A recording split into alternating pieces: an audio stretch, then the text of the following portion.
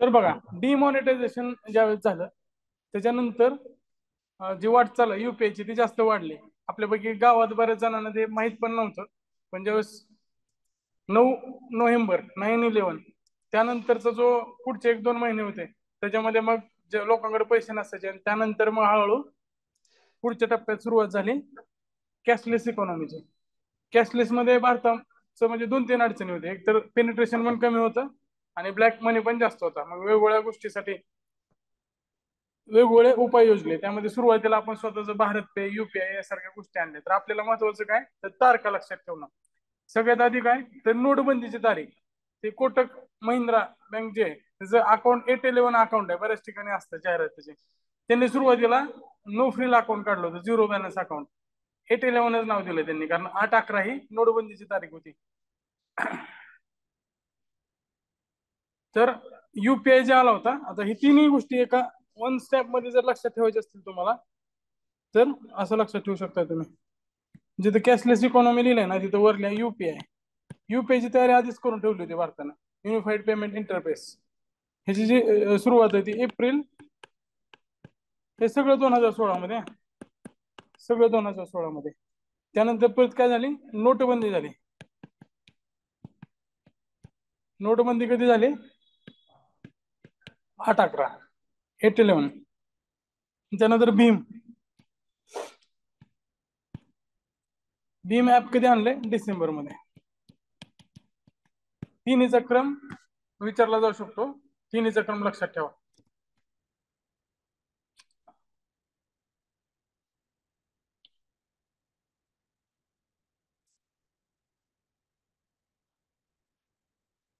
आता त्यामध्ये काय आकडेवारी पण विचारली जाऊ शकते. आयोगाने ह्याच्यावर विचारण्याची शक्यता जास्त काय तर ज्यावेळेस आपण नोटबंदी केली होती त्यावेळेस पण आकडेवारी दिली होती. सरकार काय सांगत होतं की भारतात 98% व्यवहार आणि 68% मूल्याचे व्यवहार रोखीने होतात. अमेरिकेत हे प्रमाण अनुक्रमे म्हणजे 55% फक्त तिथे व्यवहार आहेत ते रोखीने होतात, बाकी 65% व्यवहार कॅश न होतात. आणि आता आपल्याकडे पण कॉन्टॅक्टलेस एटीएम वगैरे आलेला आहे. फक्त ते जवळ टॅप करायचं, मशीन जे असतं ना, मशीन जवळ टॅप केलं ना तर ते डायरेक्ट त्यातनं पेमेंट होऊ शकतं. त्याला परत पिन टाकायची वगैरे पण गरज नसते, काही स्वाईप वर होतात क्रेडिट कार्ड. पण आता त्या क्रेडिट कार्डचं प्रमाण भारतात कमी आहे, कारण ते जरी वापरलं तर आधीच आपल्याकडे ओटीपी वगैरे घेऊन चोरी जास्त होतात. तसं तर अजून जास्त होईल. त्यामुळं आपल्याकडे अजून त्याला काय म्हणू शकतो आपण, डिजिटल किंवा इकॉनॉमिक साक्षरता, अर्थसाक्षरता कमी आहे. साक्षर आणि अर्थसाक्षर मध्ये फरक आहे. अर्थसाक्षर म्हणजे बँकिंग व्यवहार वगैरे येणं, तुमच्याकडे फ्रॉड होणार आहे किंवा फ्रॉड होण्यापासून तुम्हाला संरक्षण करण्याची माहिती असणं, त्याला अर्थसाक्षर म्हणतो आपण. भारतात रोख पैशाचा वापर जीडीपीच्या 12% होता आणि कॅशलेस व्यवहाराची संख्या जर विचारात घेतली तर प्रति व्यक्ती फक्त 11 व्यवहार होत होते. ते प्रमाण चीनमध्ये 26 आणि सिंगापूरमध्ये 728 होतं. ते आकडे बदलण्यासाठी मग आपल्याला कॅशलेस इकॉनॉमीकडे जाणं गरजेचं होतं. त्यासाठी 10 वर्षापूर्वी संमत केलेल्या payment and settlement system act 2007 ही खूप महत्वाची आहे. Payments and settlement system act 2007 यानुसारच ऑनलाईन व्यवहाराचे निरसन अजून पण केलं जातं. ह्याच्यामध्ये बदल करण्याचा प्रयत्न केलेला आहे पण अजून ते झालेला नाहीये. Payments and settlement system act, payment and settlement system act 2007 ते लक्षात ठेवा. तुमच्या पुस्तकाच्या वरच्या साईडला लिहून घेतलं तरी जास्त चांगलं राहील ते.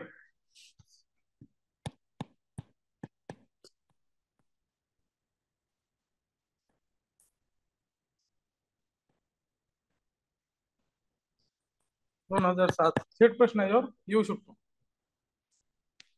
त्यानंतर पुढच्या काळात CCIL, NPCL, national payment corporation, NPCI वगैरे ते डेव्हलप झालं. त्यानंतर रुपे नावाचं आपण स्वतः एक कंपनी स्थापन केली आणि मास्टर कार्ड, विजा त्याच्या ठिकाणी, मॅस्ट्रोच्या ठिकाणी आता अमेरिकन एक्सप्रेस पण आहे ना, तुम्ही बघता एटीएमच्या बाहेर वगैरे, ते काय तर एटीएम कार्ड इश्यू करणारे कंपनी आहेत आणि ते पेमेंट गेटवे सारखं काम करतात.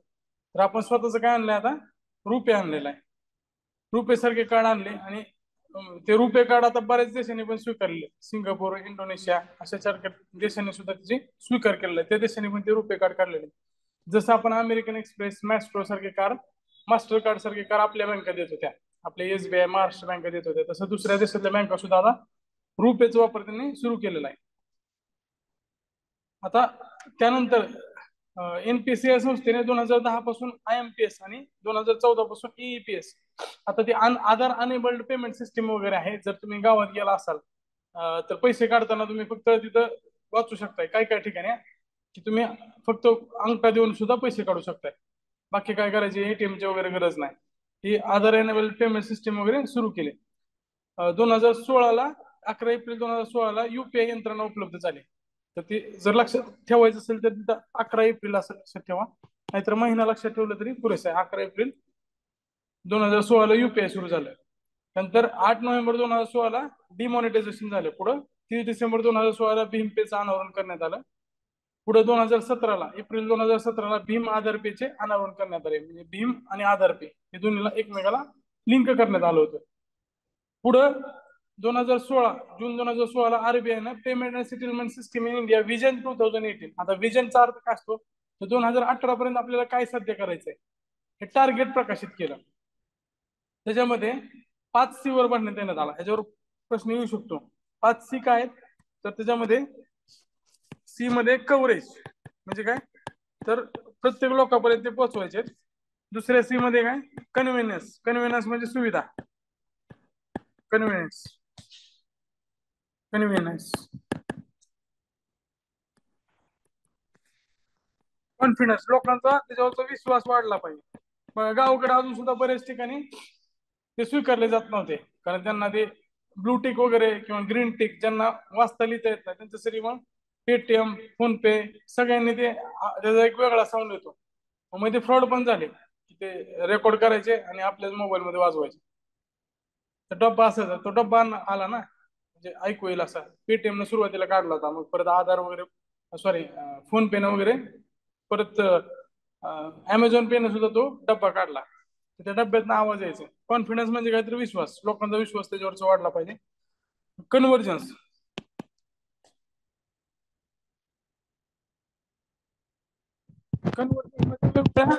पेमेंट सिस्टीम मध्ये त्याचा वापर झाला पाहिजे. आता बघा तुम्ही म्युच्युअल फंड करायचं असेल किंवा मग कुठे पैसे गुंतवायचे असतील तर पेटीएम वर पण आहे. गोल्ड मध्ये सुद्धा इन्व्हेस्ट करू शकता तुम्ही. पेटीएम गोल्ड आहे, तुम्हाला फिजिकल गोल्ड भेटत नाही पण त्या स्वरूपाचं जे पेपरलेस गोल्ड भेटतं त्याचा वापर म्हणजे तुम्ही सोनं घेतल्यासारखं करू शकता. आता मागच्या 10-15 दिवसापूर्वी सोन्याचा भाव 58,000 पर्यंत आला होता. एक आठवड्यात सोन्याचा भाव 3,000ने वाढला. त्याचा फायदा तुम्हाला तिथं घेता येऊ शकते. कारण तुम्ही जर असं सोनं घेतलं तर मग ते मजुरी असते त्याची. 22 कॅरेटचं असेल तर त्याला 15% आणि जर प्युअर असेल तर त्याला 2-3% मजुरी द्यावी लागते आणि GST भरावा लागतो. तो 3% आणि 3%, 6% मायनसच होणार आहे. जर तुम्ही व्हर्च्युअल घेण्याच्या ऐवजी जर फिजिकल गोल्ड घेतला तर 6%, जरी भाव जरी वाढले 3-4% तर ते 6%चं नुकसानच आहे तुम्हाला परत विकायला गेल्यानंतर. पेपरलेस किंवा पेपर गोल्ड मध्ये हा नुकसान येणार नाही, कारण त्याच्यामध्ये काय GST वगैरे साठी सूट दिलेली असते.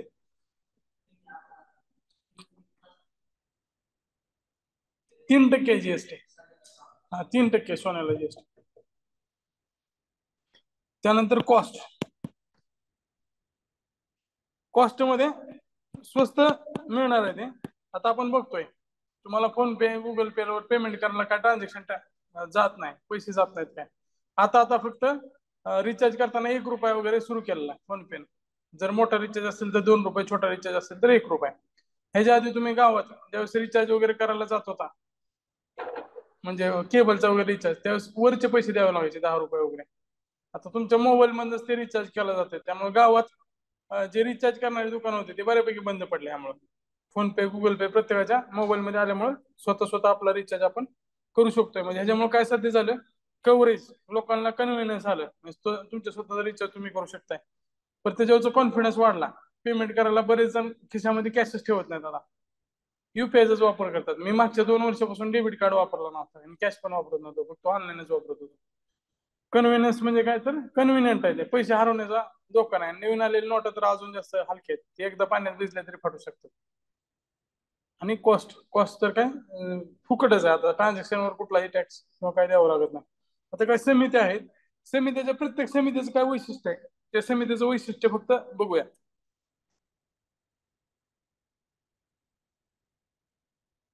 त्यामध्ये त्यांनी काय सांगितलं बघा, रतन उत्तल समिती 23 ऑगस्ट 2016 ची आहे. म्हणजे नोटबंदीच्या आधीचे का नंतरचे? आधीचे. ह्याला डिजिटल पेमेंट कमिटी म्हणून लक्षात ठेवा.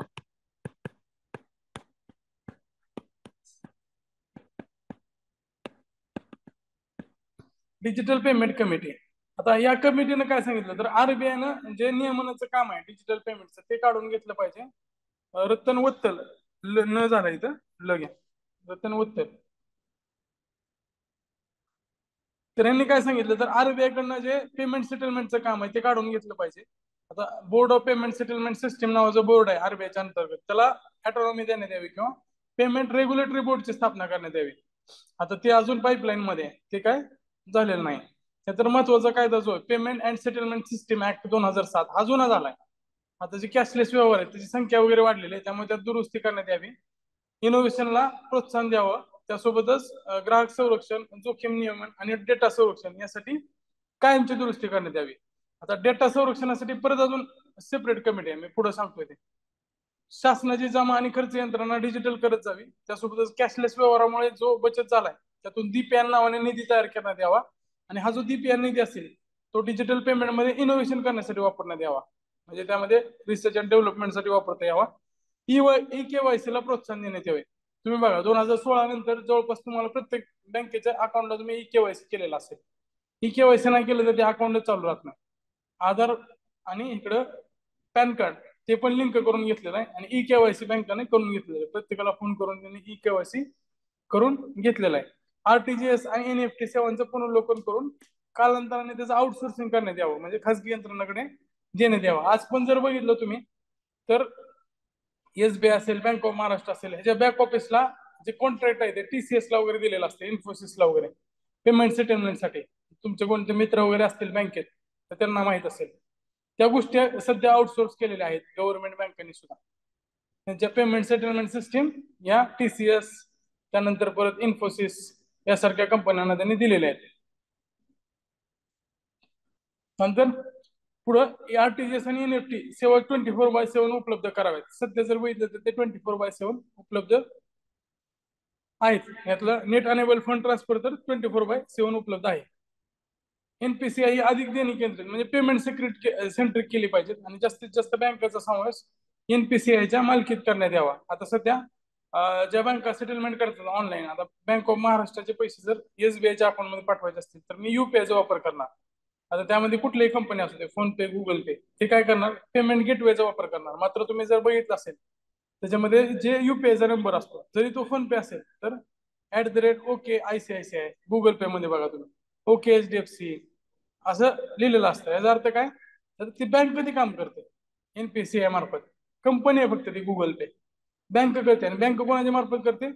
युपीआय एनपीसीआयच्या मार्फत पैसे ट्रान्सफर करते. आता ह्याच्यामध्ये ते लक्षात काय ठेवायचं तर पुढील 3 वर्षात कॅशचा जो वापर आहे तो जीडीपीच्या 12% तो 6% पर्यंत कमी करण्यात यावा. हे एक त्यांनी फॅक्च्युअल टार्गेट दिलेलं आहे. ह्याच्यावर आयोग प्रश्न विचारू शकते. कॅश सध्याच्या जीडीपीच्या 12% वरून किती टक्के करायचं? 6% पर्यंत कमी करायचं. 6% पेक्षा कमी झाला तर चालेल. बाकी सगळं ह्याच्यामध्ये बोलबच्चन आहे, ते तुम्ही लक्षात ठेवू शकताय. यात महत्वाचं काय ई केवायसी, दीपयान, पीआरबी आणि जे पेमेंट सेटलमेंट ऍक्ट आहे त्याच्यामध्ये सुधारणा. आणि सगळ्यात शेवटी काय तर जीडीपीच्या 12%वरून 6% कॅशचा वापर कमी करायचा. रतन उत्तर समिती डिजिटल पेमेंट समिती कधीची आहे ती 2016ची. 2016 मध्येच त्यांनी अहवाल सादर केलाय वित्त मंत्र्यांना. समजलं इथं रतन वत्तलचं संपतंय सगळं. नंतर अमिताभ कांत समिती. अमिताभ कांत समिती जे आहे ते डिजिटल व्यवहार साठी आहे, डिजिटल ट्रान्झॅक्शन. त्याच्यामध्ये तुम्ही त्याला लिहू शकताय अमिताभ कांतला digital transaction committee. Digital transaction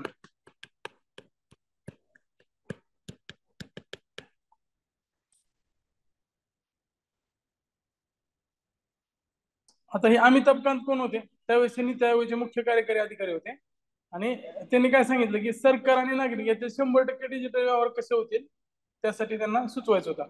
आता समजा सरकार आणि तुमच्यातले जर 100% व्यवहार डिजिटल झाले तर त्यामुळे सगळ्यात मोठा फायदा काय, तर भ्रष्टाचार कमी होईल. सरकारला तुम्हाला पाठवायचे असतील तर डीबीटीनं पाठवलं जाईल, किंवा तुम्ही सरकारला काही फी भरत असाल तर ते ऑनलाईन भरत असाल, त्याच्यामुळं जे मधलं आहे त्या गोष्टी कमी होतील आणि त्यामुळे काय होईल, तर भ्रष्टाचार पण कमी होईल, ट्रान्सपरन्सी वाढेल.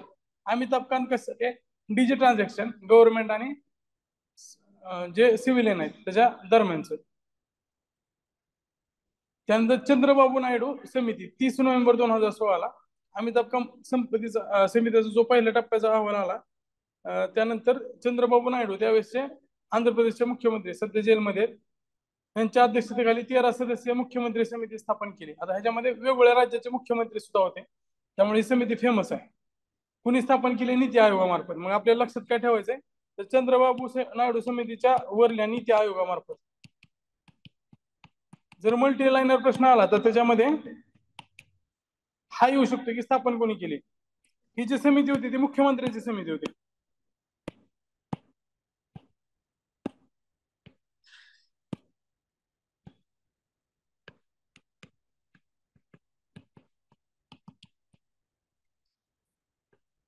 त्याच्यामध्ये ओरिसाचे शिवनवीन पटनायक, मध्य प्रदेशचे शिवराज सिंग चौहान, महाराष्ट्राचे त्यावेळेचे फडणवीस साहेब, पुदुच्चेरीचे नारायण स्वामी, असे वेगवेगळे मुख्यमंत्री होते.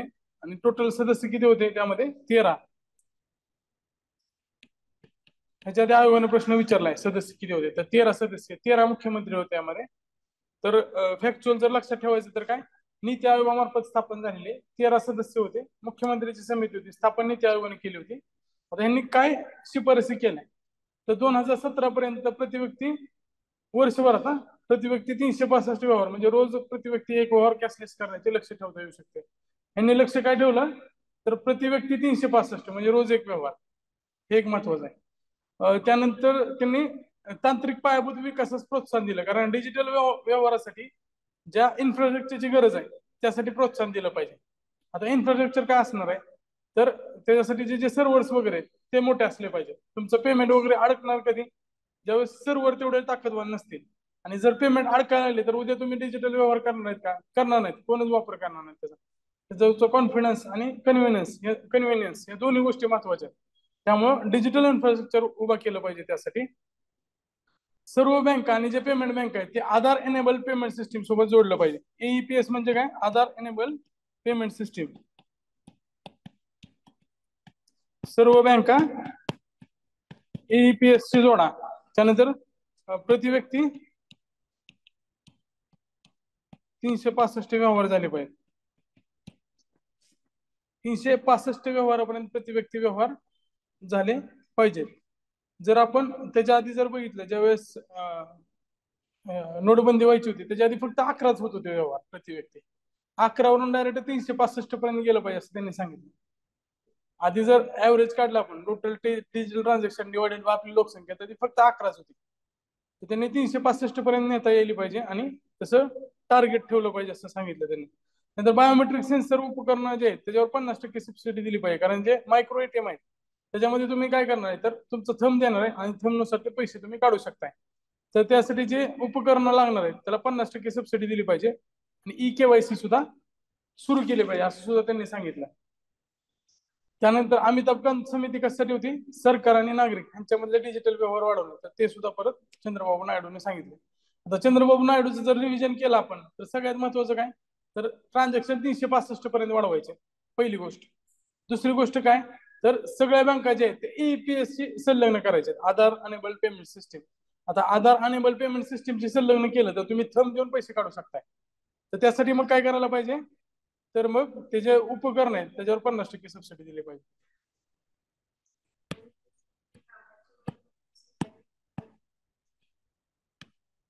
काय झालं,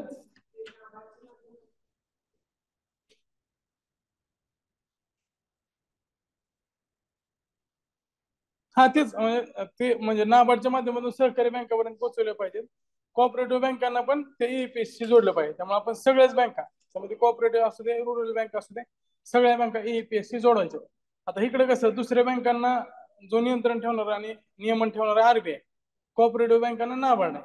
नाबार्ड अपेक्ष यंत्रणा आहे, जे सहकारी बँक आहेत त्या सगळ्यांना.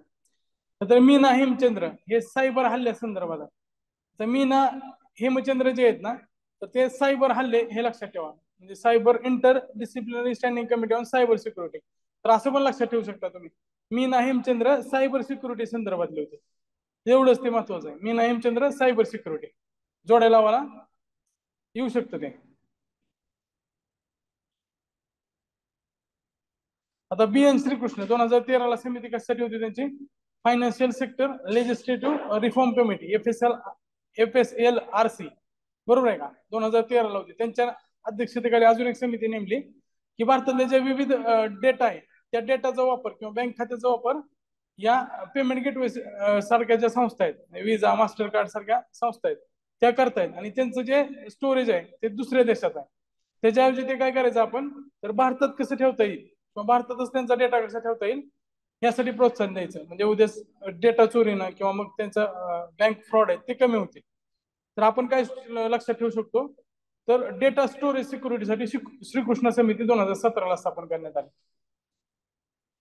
श्रीकृष्ण समिती काय? डेटा स्टोरेज सिक्युरिटी 2017 वर दिलंय 31 जुलै 2017. आता सुभाष गर्ग जे आहे ते बिटकॉइन आणि क्रिप्टो करन्सीसाठी.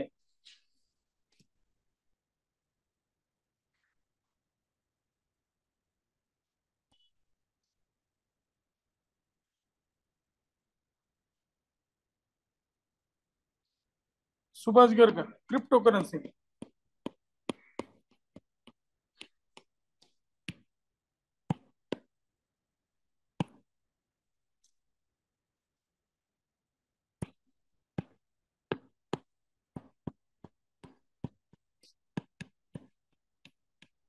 तर सुभाष गर्गनं काय सांगितलं की स्वतः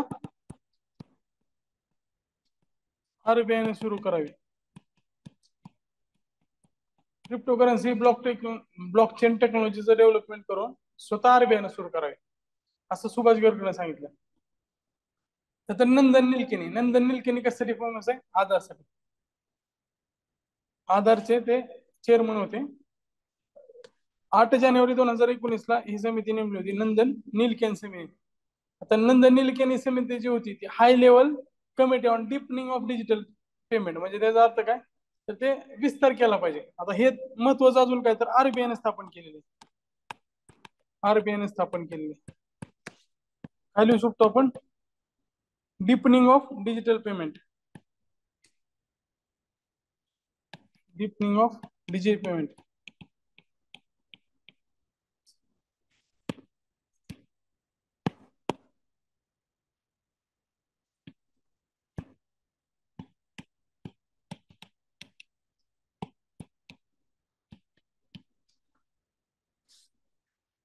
आता महाग बघा चंद्रबाबू नायडू काय म्हणला होता, तर ते व्यवहार जे ते 365 झाले पाहिजे, होते किती 11. आता ज्यावेळेस ही कमिटी आली नंदन निलकेनी समिती, तर त्यांनी काय सांगितलं की 2019 मध्ये म्हणजे जे 22 होते ते 220 पर्यंत गेले पाहिजेत. म्हणजे यांचं टार्गेट काय, तर डिजिटल व्यवहार 22 वरून 2019 ते 2022 पर्यंत किती झाले पाहिजे? 220. सॉरी, हा हे पर मंथ आहे. आता आपण टार्गेट जास्त का ठेवलं, कारण तोपर्यंत आपण रोजचे व्यवहार करायला होतो. म्हणजे 220 आपल्याला पण म्हणजे त्यावेळेसच्या आधीच्या समित्यांना पण वाटलं नव्हतं की लोकांचे एवढे व्यवहार होतील. आता आपण 5 रुपयाची कुठली वस्तू घ्यायची म्हणलं तरी पण डिजिटल पेमेंट करतोय. म्हणजे 5 रुपयाच्या कोथिंबीरसाठी तो भाजीवाला तो पण घेतोय. ह्याच्या आधी पुण्यात म्हणजे विशेषतः पुण्यात तिथं पाट्यावर लावलेलं असायचं की 100 रुपयाच्या पुढं असलं तरच घ्या ना. आता पण पुण्यातले दूधवाले वगैरे जे आहेत, दूध विकणारे किराणा दुकानवाले इथे टपऱ्यावर जुन्या दुकानवाले, त्यांनी त्यांचं असतंच की 100 रुपयाच्या वर झालं तरच मी घेणार, नाही तर आम्हाला टॅक्स लागतो किंवा काय तर पैसे कट होतात. त्यांच्यासोबत भांडायची हिंमत कोण एमपीसी वाल्याच करू शकते फक्त, कसला टॅक्स लागतो म्हणून. तर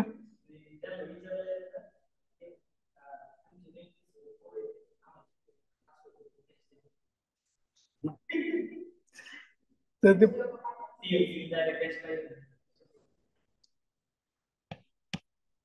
प्रतिमा 220 आधीचं प्रतिवर्ष होतं, हे लक्षात ठेवा.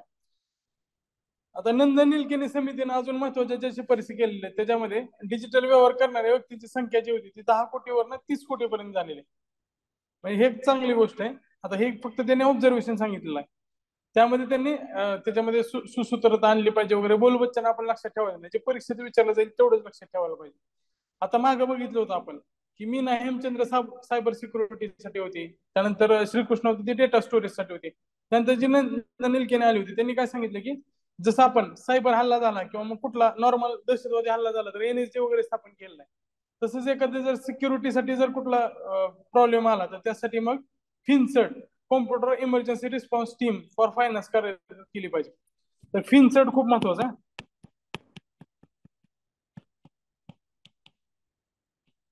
आतापर्यंत तर मोठा हल्ला झाला नाही. कॉस्मॉस बँकेचं एक प्रकरण चर्चेत होतं, त्यातनं पैसे काढून घेतले होते, बरोबर आहे का, आणि ते सापडणं पण अवघड असतं. पण त्यासाठी मग स्पेशलाइज असणारी फिनसर्ट फायनान्शियल, आता ती काय असणार, कॉम्प्युटर इमर्जन्सी रिस्पॉन्स टीम असणार फायनान्शियल गोष्टीसाठी फक्त, आणि त्यामधले ते एक्सपर्ट असतील म्हणजे हॅकर्सच्या पण पुढे जाणार आहे, जेणेकरून ते त्यांना पकडू शकतील. फिनसर्टची स्थापना करा असं नंदन निलकेनी सांगितलं. त्यासोबतच जे आता आपण फायनान्शियल इन्क्लुजन केलेलं आहे, म्हणजे आधी जनधन योजना वगैरे सारख्या योजना आणल्या, बऱ्याच बँकांनी स्वतःच नो फ्रिल अकाउंट वगैरे सुरू केले, पण ते रिझर्व्ह बँकेने त्यासाठी फायनान्शियल इन्क्लुजन इंडिकेटर काढला पाहिजे, म्हणजे किती टक्क्याने लोकांचं इन्क्लुजन झालं ते बघण्यासाठी. ते काय लक्षात ठेवू नका, फक्त माहित असू द्या किंवा मग लिहून घ्यायची गरज नाही. नंतर आरटीजीएस आणि एनएफटी सेवाच्या ज्या उपलब्ध वेळा आहेत त्या वाढवल्या पाहिजे, ते सगळ्यांनी सांगितलं. त्यानंतर रुपये आणि बिमपे वापरायचे एनपीसी आणि आंतरराष्ट्रीय करून आपले जाळे जगभर पसरवले पाहिजे. आता चालू आहे कित्येक देशात एनपीसी आणि युपीआय त्यासोबतच रुपयेचा वापर सुरू झालेला आहे. गव्हर्नमेंट टू पब्लिक सर्व व्यवहार डिजिटल केले पाहिजेत. हे गोष्टी कुणी सांगितल्या त्याच्या आधी? कुणी सांगितलं? रतन वत्तल नंतर कुठली समिती आली होती? अमिताभ कांत. अमिताभ कांत लक्षात ठेवा. अमिताभ कांत काय म्हणताय, गव्हर्नमेंट टू पब्लिक सर्व व्यवहार 100% डिजिटल झाले पाहिजे, आणि तेच नंदन निलकिनी म्हणतोय. कारण अमिताभ कांत कोण आहे तर नीती आयोगाचा तो मुख्य कार्यकारी अधिकारी होता, आणि हा नंदन निलकिनी पण आधारचा.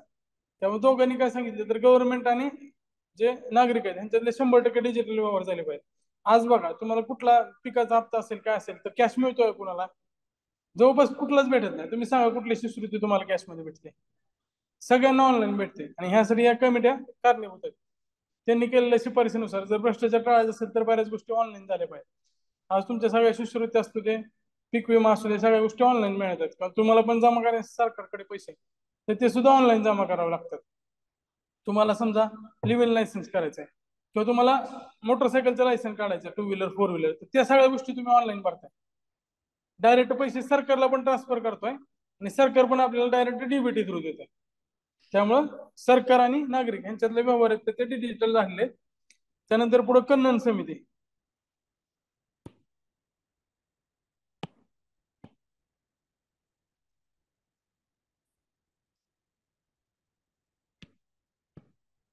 आता ही कन्नन समिती जी होती ते कशासाठी होती?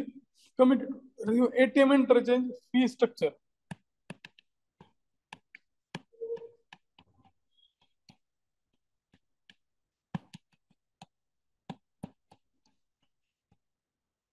आता बघा एटीएमचा वापर तुम्ही जर केला 5च्या वर तर मग काय होतंय, 71 रुपये 51 रुपये त्या बँकेनुसार डिपेंड आहे, तेवढे पैसे कट होतात पुढच्या ट्रान्झॅक्शनसाठी.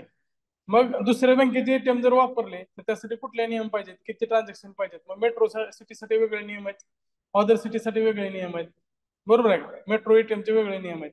आता पुण्यामध्ये मेट्रो आहे त्यामुळे ही मेट्रो सिटी असं नाही, ती मेट्रो रेल्वे वेगळी आणि मेट्रो सिटीचा दर्जा वेगळा. मेट्रो सिटीमध्ये मुंबई, कलकत्ता हे 4 महत्वाचे मेट्रो सिटी आहेत. पुणे एटीएमच्या आणि फायनान्सच्या बाबतीत मेट्रोमध्ये येत नाही अजून.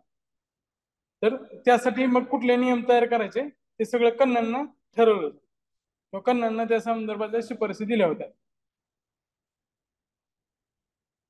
आता हे सगळे तुम्हाला एका वाक्यात पाहिजेत. म्हणजे समजा रतनवत्तल समिती असेल तर रतनवत्तल समितीला तुम्ही काय लक्षात ठेवलेलं आहे? रतनवत्तल कशासाठी? डिजिटल पेमेंट कमिटी आहे, बरोबर आहे. त्याच्यानंतर पुढची कुठली? अमिताभ कांत, ही काय गव्हर्नमेंट टू पब्लिक 100% झाली पाहिजे. नंतर चंद्रबाबू नायडू मुख्यमंत्र्याची समिती आहे, ती बी डिजिटल व्यवहारासाठी. मीना हेमचंद्र कशासाठी, सायबर सिक्युरिटीसाठी. बी एन श्रीकृष्ण कशासाठी, डाटा स्टोरेज सिक्युरिटीसाठी. सुभाष गर्ग कशासाठी, क्रिप्टो करन्सीसाठी. नंदन निलकणी कशासाठी, तर ती करंट डिजिटल पेमेंटचे, डिपनिंग ऑफ डिजिटल पेमेंट, म्हणजे त्याचा अजून जास्त विस्तार झाला पाहिजे, हे एका वाक्यात माहित असले पाहिजे. आणि विजय कन्नन कशासाठी, तर एटीएम इंटरचेंज जी फी आहे तर ती फी ठरवण्यासाठी किंवा त्याच्यासाठी शिफारसी करण्याकरिता आहे. आता आपण नियोजन सुधारणाकडे जाऊया. नियोजन सुधारणा. आता 15 मार्च 1950 ला नियोजन आयोगाची स्थापना झाली आणि 6 ऑगस्ट 1952 ला एनडीसी.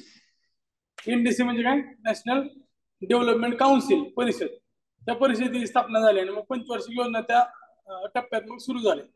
त्याच्यानंतर पुढं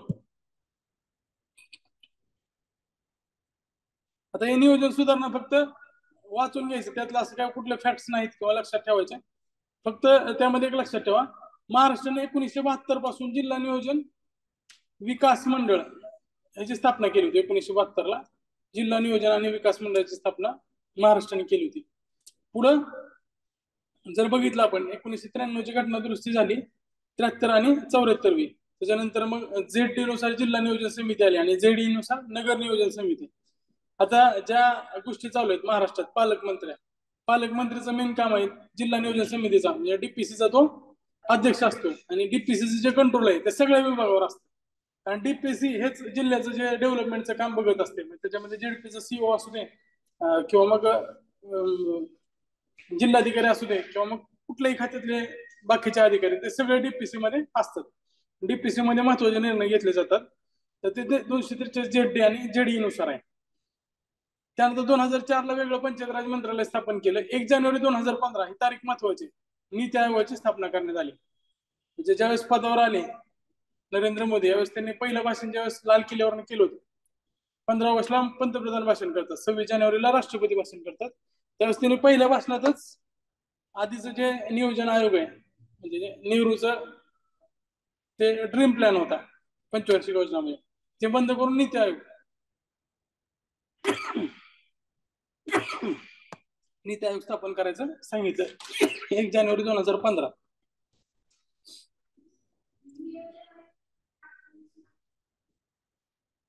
स्थापनेची घोषणा 1 जानेवारी 2015 ला आहे.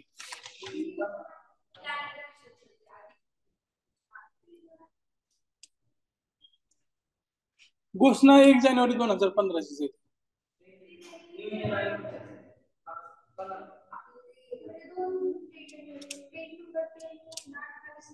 हा ते पण कसं आहे माहितीये का, ती घोषणा नोटिफिकेशन काढायचे आणि ऍक्च्युअल 28 मार्चला ते अस्तित्वात आले. आता ही पण घोषणा त्यांनी केली 1 जानेवारी 2015 ला, पण त्याचं ऍक्च्युअल काम नंतर चालू झालं असेल कधी. तर 28 मार्चला त्याचं काम सुरू झालं नियोजन आयोगाचं. आणि हे जे ते 6 ऑगस्ट ह्याला काय म्हणजे फरक नाही, कारण काउन्सिलची स्थापना करायची गरज नाही. डायरेक्ट ज्यावेळेस पहिली मिटिंग भरली त्याच वेळेस ती एनडीसी स्थापन झाली असं घोषित करण्यात आलं. 28 मार्चच लक्षात ठेवा, पेपर मला आलं तर 15 मार्चला घोषणा केली, 28 मार्चला ती सुरू झाली. जसं 15 ऑगस्टला जनधन योजनेची घोषणा केली, पण 28 ऑगस्टला ती सुरू झाली.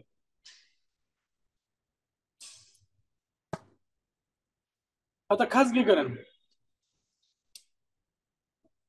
खासगीकरणामध्ये आहे ना वेगवेगळ्या टाईपचे प्रकार आहेत. आता ओनरशिप मेजर वरून काय काय प्रकार सांगितलेले आहेत.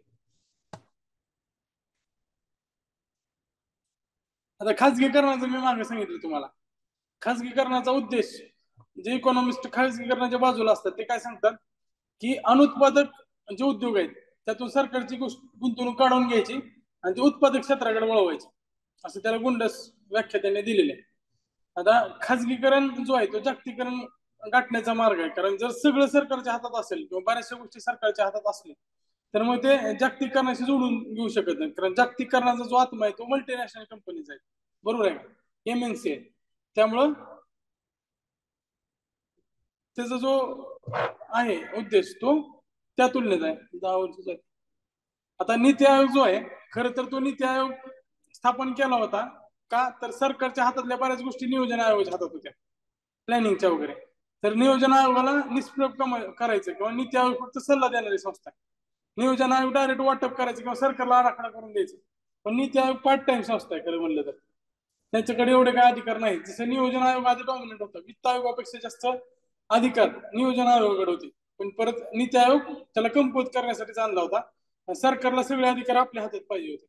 दुसरे कुठले असं थिंक टँक वगैरे सरकारला नको आता. हे नाव जरी नीती आयोगाचं थिंक टँक असलं तरी पण त्यांनी थिंक करायचं आणि त्यांना सांगायचं. बऱ्याच गोष्टी नीती आयोगाला पण माहिती नसतात. नोटबंदी सारख्या गोष्टी त्याचे निर्णय सरकारने घेतले गुप्त ठेवून. त्यामुळं नीती आयोग सरकारनं त्याच उद्देशाने स्थापन केले ज्या गोष्टी सरकारला पाहिजे होत्या.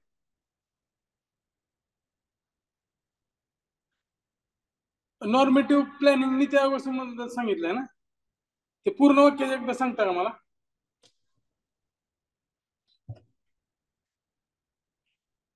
नॉर्मेटिव्ह प्लॅनिंग, एक मिनिट.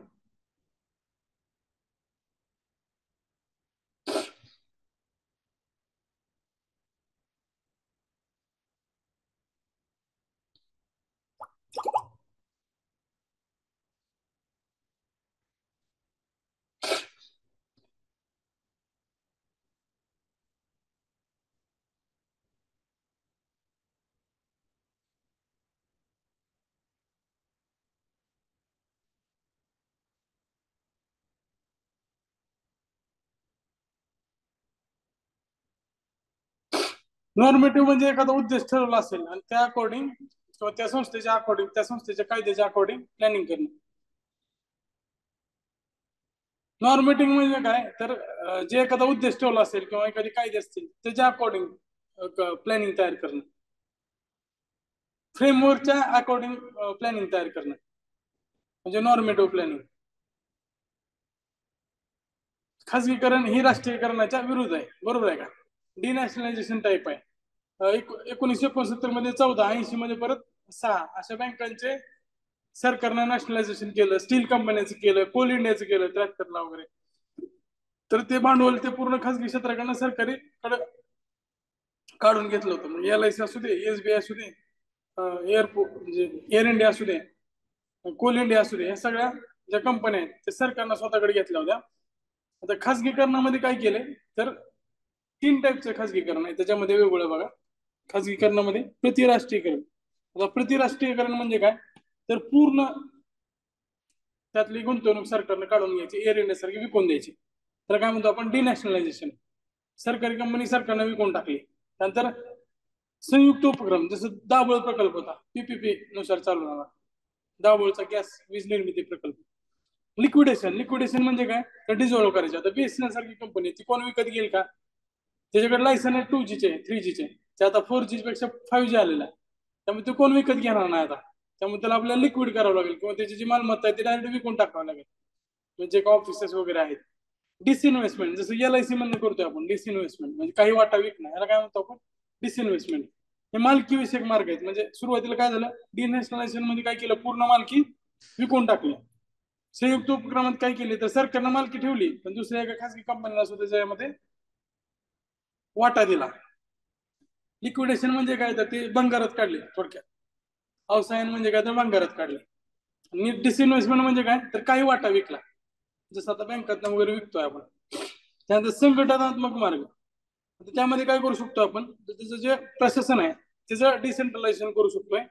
ते भाडे तत्वावर देऊ शकतोय, लीजवर चालवायला देऊ शकतोय. त्यासोबतच पुनर्रचना करू शकतोय. भाडे तत्वावर देणं म्हणजे काय तर जसं एक्सप्रेस हायवे भाडे तत्वावर दिला असेल मग सरकार काय करतं आता समजा एखाद्या ठिकाणी स्पोर्ट कॉम्प्लेक्स वगैरे तयार केलेले असतात सरकारने, ते सुद्धा भाडे तत्वावर. स्विमिंग पूल असेल, जिम असेल, सरकारची जिम, महानगरपालिकेची तुम्ही पुण्यात बघा, ते एखाद्या संस्थेला ते चालवायला दिलेले असतात. जागा महानगरपालिकेची असते मात्र ते भाडे तत्वावर दिलेलं असते. किंवा पार्किंग व्यवस्था पुणे स्टेशनच्या आजूबाजूची तिथे प्रायव्हेट लोक आहेत ते काय लीजवर दिलेलं आहे. नंतर पुनर्रचना त्याचं रिस्ट्रक्चरिंग सुद्धा करू शकतो. कार्यात्मक मार्ग म्हणजे काय तर त्याच ज्या संस्था आहेत त्यांना ऑटोनॉमी द्यायची. जसं बँकांना SBI सारख्या बँकांना ऑटोनॉमी दिली त्यामुळे Amazon सेल मध्ये सुद्धा सहभागी होऊ शकते. त्याला सरकारची मान्यता लागत नाही. त्याला पूर्ण महारत नसल्यामुळे त्याला काही कंपन्या आहेत महारत नसल्यामुळे त्यांना पण स्वायत्तता दिलेली असते. तर स्वायत्तता नाही, हे खाजगीकरणाचे मार्ग आहेत.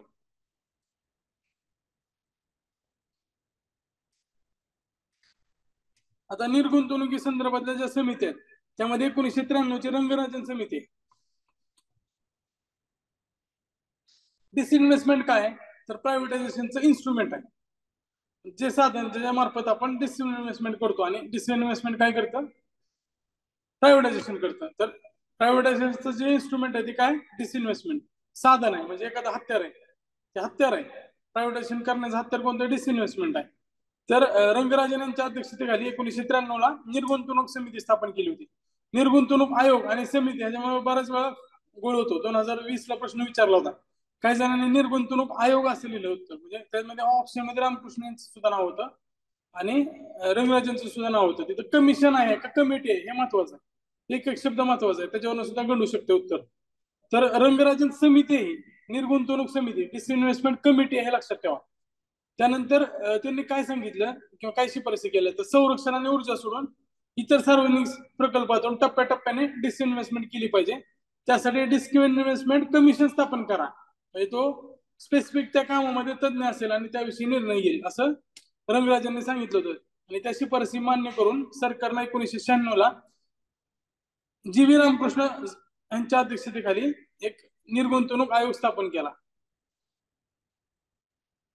त्यानंतर पुढे 2001 ला आर एस पाटील यांच्या अध्यक्षतेखाली 2 वर्षासाठी दुसरा निर्गुंतवणूक आयोग स्थापन केला. त्याची मुदत परत 2004 पर्यंत वाढवली आणि शेवटी तो डिझॉल्व्ह केला. 2016 ला दीपम विभाग, दीपम हा डिसइन्व्हेस्टमेंट साठीच होता. दीपम म्हणजे काय, department of investment and public asset management. त्याचं नाव थोडं पॉझिटिव्ह ठेवलेलं आहे, डिसइन्व्हेस्टमेंटचं काम करतं, मात्र त्याचं नाव आहे डिपार्टमेंट ऑफ इन्व्हेस्टमेंट, हे लक्षात ठेवा. ते खाली देताना तुमच्या डोक्यात असणार डिसइन्व्हेस्टमेंटच, कारण दीपम काय काम करतं, डिसइन्व्हेस्टमेंटचं काम करतं, पण त्याच्या नावात इन्व्हेस्टमेंट आहे, department of investment and public asset management, हे लक्षात असू द्या. दीपमला ते असं देतील की disinvestment and public asset management, department of investment and public asset management, department of disinvestment and public asset management. दीपमचा लॉंग फॉर्म विचारतील ते, तर department of investment and public asset management आहे, हे विषय लक्षात ठेवा, त्याला बॉक्स करून ठेवा, हे परत तुमचं चुकणार नाही. 2005 मध्ये नॅशनल इन्व्हेस्टमेंट फंड तयार करण्यात आला होता. 2005 मध्ये नॅशनल इन्व्हेस्टमेंट फंड, निर्गुंतवणुकीतील जी रक्कम असेल ते त्याच्यामध्ये टाकली जायची. तर 2005 ते पण लक्षात ठेवा. सरांनी दिलेलं आहे खाली, पण तरी वरच्या साईडला लिहून घ्या. 2005 ला काय, नॅशनल इन्व्हेस्टमेंट फंड.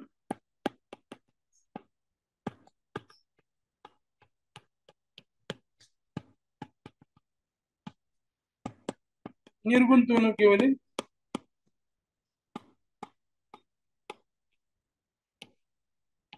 रक्कम ठेवणे, ह्यात ठेवली जायची.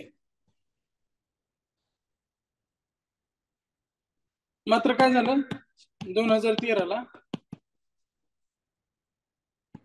यातील पैसा पब्लिक फंड मध्ये जमा केला जातो, पब्लिक अकाउंट मध्ये जमा होतोय सध्या.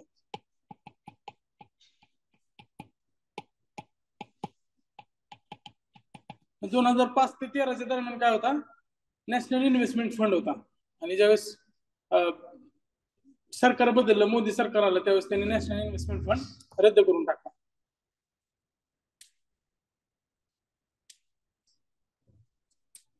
आता निर्गुंतवणुकीचे जे मार्ग आहेत ते मार्ग पण सांगितले, मायनॉरिटी स्टेक सेल डिसइन्व्हेस्टमेंट. आता नावावरच कळतंय, म्हणजे कमी भाग असेल तर तो निर्गुंतवणुकीत केवळ भांडवलाचे हस्तांतरण केले जाते, आणि त्याच्यामध्ये शेअर काढले जातात, ऑफर फॉर सेल. आता समजा एखादी कंपनी एल आय सी चे काही शेअर विकायला काढले होते, मध्ये तुम्ही बघितलं असेल, आयपीओ म्हणतात त्याला, इनिशियल परचेसमेंट ऑफर ऑर्डर. तर त्याच्यामध्ये ऑफर सेल काढले जातात. त्यानंतर स्ट्रॅटेजिक डिसइन्व्हेस्टमेंट, स्ट्रॅटेजिक मध्ये काय असतं, तर 50% पेक्षा जास्त जी मालमत्ता आहे ती सरकारनं स्वतःकडे ठेवलेली असते, 50% पेक्षा जास्त वाटा सरकारकडे असतो, त्याला स्ट्रॅटेजिक डिसइन्व्हेस्टमेंट असं म्हणतात. नंतर कॉम्प्रिहेन्सिव्ह मॅनेजमेंट, ह्याच्यामध्ये काय, तर निर्गुंतवणूक न करता सरकारी व्यवस्थापनात सुधारणा केल्या जातात. त्याचं स्ट्रक्चर बदलायचं, त्याच्या बोर्डचे जे नियम आहेत ते बदलायचे, त्याच्यामध्ये जे सदस्य आहेत सदस्यांची संख्या कमी जास्त करायच्या, त्याला कॉम्प्रिहेन्सिव्ह मॅनेजमेंट असं म्हणू शकतो. निर्गुंतवणुकीचे उद्दिष्ट कोणते, तर हे पाठ करायचे नाही, फक्त लक्षात घ्यायचे, ह्याच्यावर प्रश्न आलेले आहेत, हे सोडून बाकीचे पण येऊ शकतात. उद्दिष्ट काय असतील तर सरकार काय सांगणार आहे, तर एखादा उद्योग आहे तो कार्यक्षम नसेल तर त्याची कार्यक्षमता वाढवणे. बीएसएनएलच्या ऐवजी जर अंबानीला त्याची मालकी दिली असेल तर अंबानी त्याला एका महिन्यात वर आणू शकते. त्याला काय करायचं ते माहिती आहे, आणि जर उद्या 2 रुपयाचं नुकसान झालं तर अंबानीच्या स्वतःच्या खिशातनं जात आहेत ते. इथं बीएसएनएलच्या कर्मचाऱ्यांना म्हणजे कर्मचारी तुमच्यापैकी कोण असतील गव्हर्नमेंटचे वगैरे महामंडळाचे वगैरे, पण त्याच्यामध्ये एवढा फरक पडत नाही. जरी आपण जरी तिथं काम करायला असो तर आपल्या स्वतःचं नुकसान होत असेल तर मग मालक आपल्याला प्रेशर टाकणार. पण इथं मालकच सरकार आहे ना, त्यामुळं कर्मचाऱ्यांचा ऍटिट्यूड हा प्रायव्हेट पेक्षा थोडा जास्त म्हणजे निग्लिजन्स त्यांचं जास्त असतं, दुर्लक्ष जास्त असतं त्याकडे. त्यामुळे कार्यक्षमता आणि स्पर्धात्मक वाढवण्यासाठी खासगी उद्योग चांगले असतात. त्यासोबतच खासगी उद्योगाचे जे गुणधर्म आहेत त्याच्यामध्ये मार्केट डिसिप्लिन, त्यानंतर कॉम्पिटिशन, मॉडर्नायझेशन, डायव्हर्सिफिकेशन. जेवढी धडपड जिओ करणार आहे 5Gचं लायसन घ्यायला तेवढी बीएसएनएल नाही करणार, कारण त्याचा अस्तित्वाचा प्रश्न आहे उद्या. त्यानंतर सार्वजनिक उद्योगांना आर्थिक संकटातून बाहेर काढणं, जसं बिनमहत्वाचे जे सार्वजनिक उद्योग आहेत त्याच्यामध्ये अडकलेला निधी मोकळा करणं. एचएमटी सुद्धा सरकारनं बंद केला. आता एचएमटीने घड्याळ सुद्धा उत्पादन करणं बंद केले. आधी घड्याळ सुद्धा सरकार उत्पादन करत होतं एचएमटी. त्यानंतर सार्वजनिक उद्योगामध्ये राजकीय हस्तक्षेप कमी करणं, भ्रष्टाचाराला आळा घालणं. आता जे राजकीय व्यक्ती आहेत, आता तो संबित पात्रा हा ओएनजीसीचा चेअरमन आहे. त्याला त्यातलं काय कळत असेल न कळत असेल त्याचा तो प्रश्न आहे, मात्र त्याच्यामध्ये जे तज्ञ लोक आहेत ते चेअरमन पाहिजेत. तसं मग प्रायव्हेट उद्योगांमध्ये पण असतं की अंबानीच्या पोराचं वय 26च्या आसपास आहे, 26-27, तरी त्याला तिथे घेण्यासाठी मग विरोध करतात बाकीचे लोक. त्याच्यामध्ये तसा विरोध असतो, पण सरकारमध्ये तसा विरोध नसतो. एखादा जर सरकारमध्ये एखादा पडलेला खासदार असेल, आमदार असेल, त्याला महामंडळाचं चेअरमन वगैरे केलं जातं. मग त्याच्यामध्ये त्याचा उद्देश काय असतो, स्वतःच अस्तित्व टिकवणं. अस्तित्व ते कशा पद्धतीने टिकवतात, त्याचा कसा दुरुपयोग करून घेतात ते माहिती आहे. मात्र महामंडळाचा वापर मग बघा तुम्ही, कुठल्याही 2-3 पक्ष एकत्रित आले तर आघाडीमध्ये त्यांचे मंत्रिपदाचे वाटप, पालकमंत्रीपदाचं वाटप आणि परत महामंडळाचं वाटप. महामंडळ हे नफा कमवण्यासाठी आहेत, राजकीय पुनर्वसनासाठी नाहीत. त्यामुळे राजकीय हस्तक्षेप कमी करायचं असेल तर त्याचं प्रायव्हेटायझेशन होणं चांगलं असतं. नंतर डिसइन्व्हेस्टमेंटच्या रकमेचा वापर करून पब्लिक फायनान्स सुधारणं, म्हणजे जे आपले तूट आहे ते तूट कमी करणं हा शेवटचा उद्देश आहे. आणि खरं हाच महत्वाचा उद्देश आहे. सरकार सार्वजनिक वित्तासाठी ह्याचा वापर करतं. त्यासोबतच जो सार्वजनिक उद्योगावर अधिक कर आणि कर्ज पडतो, समजा आता एअर इंडिया हे कायम तोट्यात जात होती, त्याचं जे कर्ज आहे ते वाढत होतं, त्याच्यावरचं व्याज पण सरकारला भरावं लागत होतं. त्यामुळं त्यात सरकार आता बाहेर पडले. 51% पेक्षा जास्त किंवा 50%च्या वर 51% पर्यंत जर स्टेक सरकार स्वतः ठेवत असेल तर त्याला काय म्हणतो आपण, स्ट्रॅटेजिक डिसइन्व्हेस्टमेंट. आता पुढे जाऊया ग्लोबलायझेशन. ब्रेक घ्यायचा, कंटिन्यू करायचं. एमएनसी अजून 10-15 मिनिटं घेऊ. ग्लोबलायझेशन, आता जागतिकीकरण म्हणजे काय, तर जग व्यापारिक दृष्ट्या किंवा फायनान्शियल ह्याच्यामध्ये स्पेक्ट्रामध्ये जवळ येणं, वित्तीय दृष्ट्या ते जवळ येणं म्हणजे जागतिकीकरण. 20व्या शतकाच्या शब्दकोशानुसार जागतिकीकरण म्हणजे जगभर पसरणे, एकाच वेळी संपूर्ण जगाचा आणि जगातील सर्व लोकांचा विचार करणे. आर्थिक सुधारणाचे जे अंतिम ध्येय काय, अल्टिमेट गोल काय, तर ग्लोबलायझेशन. आता ग्लोबलायझेशन होण्यासाठी आधी या 2 गोष्टी महत्वाच्या आहेत, लिबरलायझेशन आणि प्रायव्हेटायझेशन. मगच ग्लोबलायझेशन होऊ शकते. एखादं लिबरलायझेशन नसेल तर ग्लोबलायझेशन होऊ शकत नाही ना. एखादं उदारीकरण नसेल त्या क्षेत्रात, तुम्हाला परवानगीच नसेल त्या क्षेत्रात यायची, तर मग कसं काय ते प्रायव्हेटायझेशन होणार आणि पुढे मग ग्लोबलायझेशन कसं होणार. एक मिनिट. जागतिकीकरण काय, त्याचा अंतिम ध्येय. तर जागतिकीकरण म्हणजे मेन काय, तर जगात कुठेही उत्पादन घेणं. समजा आता ऍपलची कंपनी, त्याचं मॅन्युफॅक्चरिंग हब चायना आहे आणि ते आपल्याला भारतामध्ये आणून विकत आहे. म्हणजे कंपनीची मालकी अमेरिकेची आहे, उत्पादन होते चायनामध्ये आणि विकलं जाते भारतामध्ये. तर हे झालं जागतिकीकरण. बाजारपेठ संपूर्ण जग आहे आणि परकीय क्षेत्र यामध्ये महत्वाचे असते. आता ह्याच्यामध्ये बघा ग्लोबलायझेशन मध्ये काय काय महत्वाचं आहे, तर ह्या सगळ्या गोष्टी दिलेल्या आहेत. Brand exploitation, growth, poverty, environment, या सगळ्या गोष्टीचा अँगल ग्लोबलायझेशन मध्ये होतो. त्याचा फायदा तोटा वगैरे त्यासाठी आपण परकीय व्यापारामध्ये बघितले आहेत, वेगवेगळ्या थिरीज बघितलेले आहेत. म्हणजे खरंच गरिबी कमी होते का, खरंच त्याचा फायदा तोटा काय, हे सगळं आपण मागे बघितलेलं आहे. आता काही राज्यांचे एफआरबीएम कायदे, एफआरबीएम कायद्यामध्ये आपण सॉरी हे चुकून इकडे काय आले,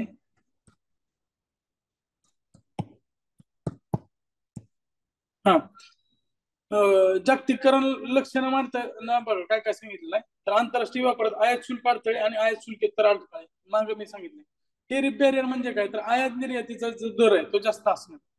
आणि आयात शुल्क तर अडथळे म्हणजे काय, तर कोटा असेल, संख्यात्मक निर्बंध असेल. आता कोटा म्हणजे काय, तर समजा आता टोमॅटो टोमॅटो जर एखादा देश आपल्याला निर्यात करत असेल तर आपण सांगायचं की यावर्षी आम्ही बांगलादेशकडनं 100 टन टोमॅटो घेणार, त्याच्यावर टोमॅटोच घेणार नाही. ह्याला काय म्हणतो आपण, नॉन टेरिफ. आयात शुल्क कमी जास्त केलं का त्यामध्ये, नाही केलेलं. काय केलं, फक्त कोटा टाकला त्यांना. त्यानंतर संख्यात्मक निर्बंध, कोटा पद्धती, परवाना पद्धत, लायसन घ्यावे लागणं.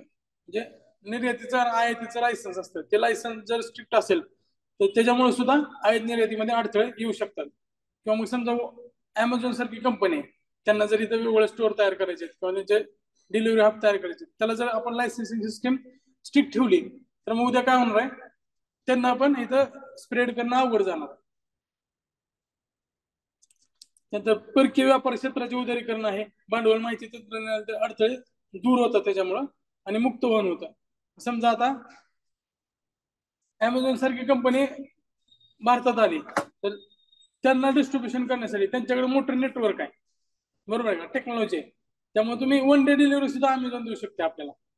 आणि त्यांच्याकडे तशी सिस्टीम आहे, तुमचा सामान कुठून कुठपर्यंत आलं हे सुद्धा तुम्ही ट्रॅक करू शकताय.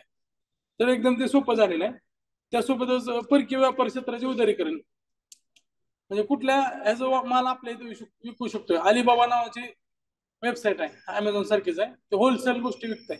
समजा माझं इथं पुण्यामध्ये दुकान आहे आणि मला एक आंतरराष्ट्रीय मार्केटमधली एखादी वस्तू पाहिजे, तर अलिबाबाच्या वेबसाईटवर जाऊन मी तिकडनं मागू शकतोय ती गोष्ट, मला जशी पाहिजे तशी. जगभर समान बाजार, समान नियम, समान कर रचना, समान आयात शुल्क नियम लागू करणे हा शेवटचा उद्देश आहे. पण हे होऊ शकत नाही, ह्याला लय टाइम लागणार आहे. समान बाजार, समान नियम, समान कर रचना म्हणजे एकदम ग्लोबलायझेशनचे आयडियल कंडिशन आहे.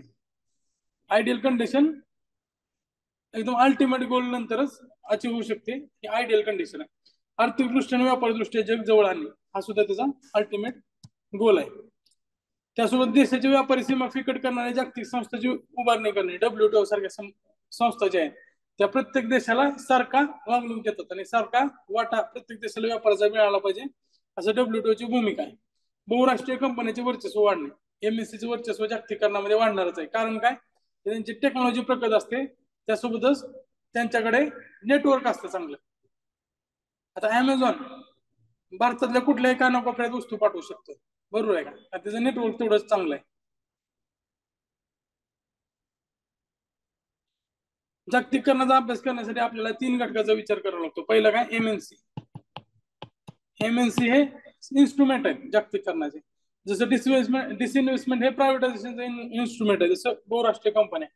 तर बहु आंतरराष्ट्रीय भांडवल पुरवणाऱ्या संस्था, त्याच्यामध्ये IMF, वर्ल्ड बँक, ह्या काय करतात, आंतरराष्ट्रीय पातळीवर निधी पुरवतात. पण ज्या व्यापार संघटना आहेत, गॅट आणि WTO सारख्या या व्यापारामधले जे अडथळे ते दूर करण्यासाठी तुम्हाला काही सल्ले देतील किंवा काही नियम तयार करून देतील, किंवा मग त्यांच्या ज्या परिस्थिती भरतात त्याच्यामध्ये ज्या अडचणी आहेत त्या अडचणीचे मार्ग काय ते पण ते सांगतात. आता MNCचा जर विचार केला तर जगभरात आता 50,000 पेक्षा जास्त MNC कंपन्या आहेत. जगातल्या सर्वश्रेष्ठ 200 कंपन्यांचं उत्पन्न घेतलं तर जगाच्या एकूण उत्पन्नाचे ते 1/4 आहे. आता तुम्ही जर बघितलं वॉलमार्ट आपल्याकडे आलेलं नाही, कारण आपल्याकडे रिटेलला अजून पूर्ण परवानगी दिली नाही मल्टी ब्रँड मध्ये. वॉलमार्ट सारख्या कंपन्या आहेत त्या अमेरिकेच्या प्रत्येक मोठ्या मोठ्या शहरामध्ये तुम्हाला दिसतील. जसं आता मोठ्या शहरामध्ये मॅकडॉनल्ड्स वगैरे आलेला आहे, मॅकडॉनल्ड्स, KFC, तसं तिकडं आपल्याकडे डी-मार्ट आलंय बा. म्हणजे मोठ्या शहरात आता डी-मार्ट आलेलं आहे. डी-मार्ट असेल तर आजूबाजूच्या किराणा दुकानावर त्याचा परिणाम होतोय. डी-मार्ट काही MNC नाहीये. मात्र वॉलमार्ट सारखी जर कंपनी आली तर उद्या डी-मार्ट सुद्धा बंद पडणार आहे. कारण वॉलमार्ट म्हणजे समजा एखादं बिस्किट असेल, त्या बिस्किट कंपनी असेल, पार्ले कंपनी, त्याच्याकडनं टनामधून उचल करणार एकाच वेळेस, त्यावेळेस त्याला ती गोष्टी स्वस्त वळतील आणि विकलं पण ते जास्त जाते, कारण त्याचं तेवढं नेटवर्किंग आहे. त्यामुळे उद्या जर अशा कंपन्या आल्या MNC सारख्या तर मग बाकीच्या कंपन्यांवर त्याचा परिणाम होणारच आहे. जागतिकीकरण जर बघितलं तर ह्याचा फायदा कोणाला होणार आहे, MNC ला. त्यामुळे जागतिकीकरण हे MNC ची बुक आहे, मल्टीनॅशनल कंपनीची बुक आहे. ही गोष्ट 100% बरोबर आहे. आपण परकीय व्यापारच्या थिअरीमध्ये सुद्धा बघितलं होतं. आता बहुराष्ट्रीय कंपन्या ज्या आहेत MNC, त्यांच्या विकासासाठी कोणते घटक कारणीभूत आहेत. तर पहिलं तर काय, तर त्यांचा जो प्रसार असतो तो पूर्ण जगभर असतो. समजा आज लॉस मेकिंग कंपनी उबर आहे कुठं, भारतात. उबर बघा तुम्ही, उबर रिक्षामध्ये तुम्ही करताना तुमच्या मीटरपेक्षा तुम्हाला 15-20 रुपयांनी स्वस्त पडते. ओला ओला आता महाग झाली आहे. उबर बघा, उबर 15-20 रुपयांना स्वस्त देते तुम्हाला. उबर न्यूयॉर्क मध्ये त्याचा फायदा पडून काढते आणि नुकसान भारतामध्ये करते. उद्या भारतामध्ये फायदा चालू झाला तर ते बांगलादेशमध्ये जाईल, बांगलादेशमध्ये नुकसानमध्ये चालू आहे 2-3 वर्ष. जसं गावात केबलवाला असतो, एखादा पुढाऱ्याने केबल चालू केला तर तो काय म्हणतो, दुसऱ्याचं बंद होईस तर मी फुकट देणार, त्याचं बंद झाल्यानंतर मी डबल चार्ज करणार, जसं जिओवाले करायला होते. आता आता त्यांनी पण त्यांचे रेट आहेत ते वाढवलेले. तर एमएनसी त्या गोष्टी करू शकतात. त्यांचं भांडवल प्रचंड असतं, त्यामुळे त्यांच्या वित्तीय क्षमतेत वाढ होते. त्यांना नुकसान झालं तरी काय फरक पडत नाही.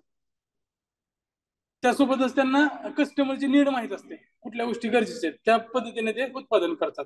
त्यासोबतच त्यांच्या टेक्नॉलॉजी, त्यासाठी इनोव्हेशन आणि ज्या आधुनिक क्षमता आहेत त्या लवकर अडॉप्ट करतात. आता अमेझॉन स्वतः अमेझॉन इको वगैरे किंवा अमेझॉन डॉट आणलं, अलेक्सा, बरोबर आहे का. त्या अमेझॉन स्वतः इनोव्हेशन आणलेले आहेत त्या गोष्टी. त्यासोबतच बहुराष्ट्रीय प्रसार असल्यामुळं काही देशात असणारा तोटा तो दुसऱ्या देशांना भरून काढते, हे तुम्हाला एक्सप्लेन केलेलंच आहे. आता जपान मधला एक व्यवस्थापन तज्ञ आहेत केंची होम, त्यांचं नाव लक्षात ठेवा, याच्यावर प्रश्न येऊ शकतो. केंची होम यांनी एमएनसीच्या विकासाचे 5 टप्पे सांगितलेले आहेत. पहिला टप्पा काय, तर एक्सपोर्ट ओरिएंटेड कंपनी. आता नवीन शोध तंत्रज्ञानामुळे एखाद्या देशातील कंपनी निरक्षम बनते, जसं इन्फोसिस वगैरे आलेले. त्यानंतर ओव्हरसीज ब्रांचेस, पुढच्या टप्प्यात काय करते ती कंपनी, समजा ऍपल असेल, ती सुरुवातीला निर्यात करत होती. त्यानंतर ऍपलनं काय केलं, ओव्हरसीज ब्रांचेस दुसऱ्या देशात त्याच्या शाखा काढल्या. त्यानंतर रिलोकेटिंग प्रोडक्शन, ऍपलनं परत त्याचा जो फॅक्टरी तीच कुठे घेऊन गेली, चायनामध्ये, किंवा एमआयनं भारतात आणली, भारताच्या बँगलोरमध्ये वगैरे ते उत्पादन करते. त्यानंतर अंतर्गत विकास, इन्सेंट्रेशन, विविध देशांमधील ते केंद्र आहेत, त्या देशामधील ग्राहक आणि गरजा विचारात घेऊन उत्पादन यंत्रणेत अनुकूल बदल करतात. एमआयनं भारतात परवडतील असे मोबाईल तयार केले. किंवा मग सोपं उदाहरण बघायचं असेल तर पिझ्झा, डॉमिनोज, ते पनीर, आचारी पनीर वगैरे तसे त्यांचे फ्लेवर आहेत पिझ्झा हटचे.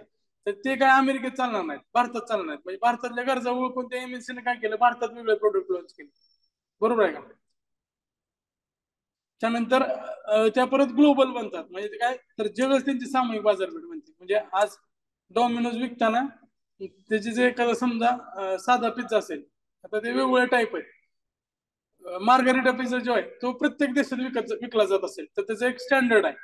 अमेरिकेत तो जेवढा वजनाचा असेल तोच भारतात तेवढाच वजनाचा आहे, तेवढाच इंडोनेशियामध्ये, तेवढाच चायनामध्ये. तर त्याची जगच एक बाजारपेठ झाली आणि त्याचं सगळं स्टँडर्ड आहे.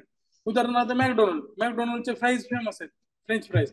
तर त्यासाठीचा जो बटाटा लागतो तो मोठा लांब असतो आणि तो पिकतो अमेरिकेमध्ये. ते त्या कंपन्याकडनं विकत घेतात आणि ते फ्राईजचे जे कच्चा माल आहे तळण्यासाठी तो प्रोसेस करून अमेरिकेतनं परत पूर्ण जगभरात पोहोचला जातो. म्हणजे त्यांचं मार्केट पूर्ण जगभर झालेलं. जरी ते फ्राईज प्रोसेसिंग अमेरिकेत होत असेल तर त्यांचं बाजारपेठ पूर्ण जगभर आहे. त्यामध्ये जगभरात मॅकडॉनल्ड पसरलेले आहे. त्यामुळं जग एक त्याची सामायिक बाजारपेठ बनलेली आहे. आता 5 टप्पे जागतिकीकरणाचे पण आहेत, जागतिकीकरण अशाच टप्प्यात होतं. आता पॉझिटिव्ह आणि निगेटिव्ह रोल काय, त्याच्यावर सुद्धा प्रश्न आलेले. पॉझिटिव्ह रोल काय, तर देशातल्या बचत आणि गुंतवणुकीतील तफावतीमुळे भांडवल अभाव तयार होतो. म्हणजे समजा आता उबर सारख्या कंपन्या असतील, ओला सारख्या कंपन्या असतील, आता त्यासाठी भांडवलाची गरज आहे. त्यामुळे ती गरज कोणी मागवली, उबर कंपनीने भारतात येऊन भागवलेली. म्हणजे डिजिटल इन्फ्रास्ट्रक्चर लागत असेल किंवा मग भांडवलाची गरज असेल त्यांनी ते भागवलेले. एमएनसी जे आहेत त्या निर्यातक्षम वस्तू बनवण्याची त्यांच्यामध्ये क्षमता आहे. जर समजा एमआय सारख्या कंपनीने भारतामध्ये जर एखादी जे ब्रँच टाकली असेल तर भारतात उत्पादन करून ते बांगलादेश, पाकिस्तानमध्ये विकू शकत असेल तर ती काय झाली, आपल्यासाठी ते परकीय चलन मिळतच ना, आणि त्यासोबत रोजगार पण मिळतो. कर वसुलीत वाढ होते, कारण त्याला भारतात एक्साइज ड्युटी वगैरे भरावं लागेल, जीएसटी भरावं लागेल विकताना. तर सरकारच्या महसुलात वाढ होते. त्यासोबतच त्यांच्याकडे टेक्नॉलॉजी आहे की स्वस्तामध्ये फोन कसे तयार करायचे, इनोव्हेशन आहे, टेक्नॉलॉजी आहे, तर त्याचा फायदा पण भारताला होतोय. त्यासोबतच ग्राहकांना स्वस्तामध्ये चांगल्या क्वालिटीचे फोन मिळत आहेत. आधी बघा तुम्ही, जे अँड्रॉइड फोन होते ते खाली पडले तर लगेच डिस्प्ले वगैरे जायचा, सॅमसंगच्या सुरुवातीचे फोन. पण एमआयचे फोन त्या तुलनेत जास्त स्टडी आहेत, ते पडले तरी त्या लवकर काय होत नाही. तर टेक्नॉलॉजी आणि स्वस्तामध्ये पण आहेत ते. देशी उद्योगावर ते संलग्न संस्था स्थापन करू शकतात आणि देशी उद्योगांना त्याचा फायदा होतो. जसं जिओ, जिओनं कोणासोबत पार्टनरशिप केली आता?